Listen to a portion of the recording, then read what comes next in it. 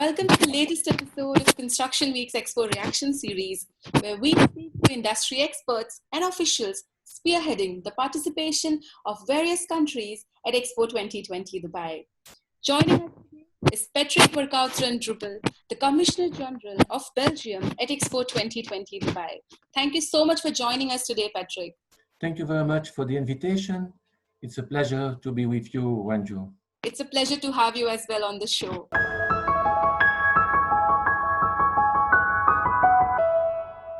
How is the team at the Belgium pavilion reacting to the postponement of Expo 2020 Dubai? The decision to postpone Expo 2020 Dubai was a very progressive decision process until we collectively agreed that the situation became infinitely complex and that there remained no other alternative than the postponement of the Expo. The organizers of Expo 2020 Dubai and the Secretary General of the BIE in Paris were very transparent and above all very courageous in suggesting to take this very difficult and historical decision. The postponement in general has a lot of consequences, such as consequences for the construction activities that have to be adapted to the new agenda, consequences for our staff, consequences for our relations with our suppliers, and that's just naming a few. We must adapt everything to the new situation. All those adjustments will have a cost, and that cost we had not foreseen. So we are now attempting to procure the lowest additional cost and obtain an additional budget. Do you think, in your opinion, the postponement of Expo is actually a positive opportunity for Belgium as well as several other participating nations? But the postponement is certainly an opportunity. Of course, the construction of the pavilion is progressing at a slower pace, as we are no longer in a rush to finish. As our main priority on site is towards the welfare of our workers, the 1-year extension provides certain flexibility concerning the hours of labor for our people on site. Working towards a project of this dimension generally demands a great commitment from everyone involved, but this way we have the ability to ease the workload. Due to this 1-year extension, we have to reschedule the whole building site for a new agenda and postpone certain works. We don't want to finalize the works on the pavilion this year.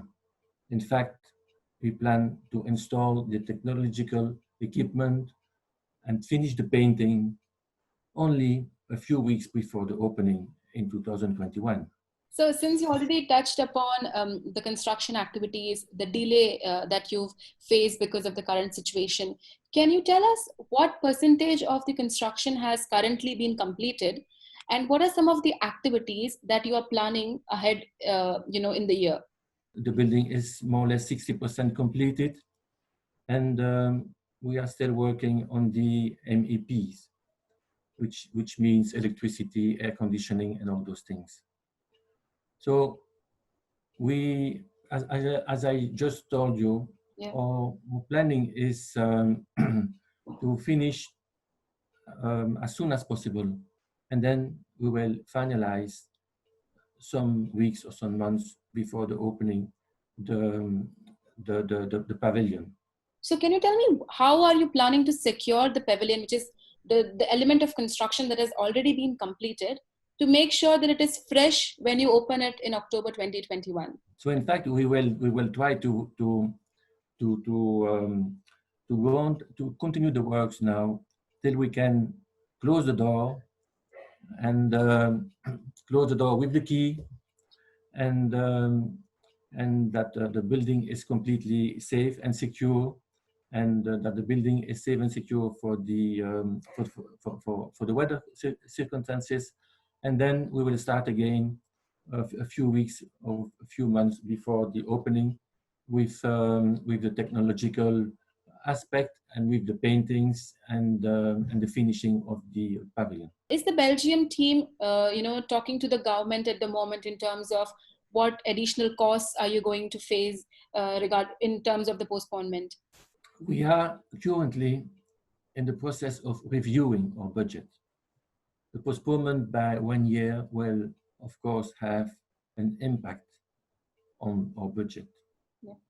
Even if the building site progresses at a slower pace, this ultimately means it will take longer.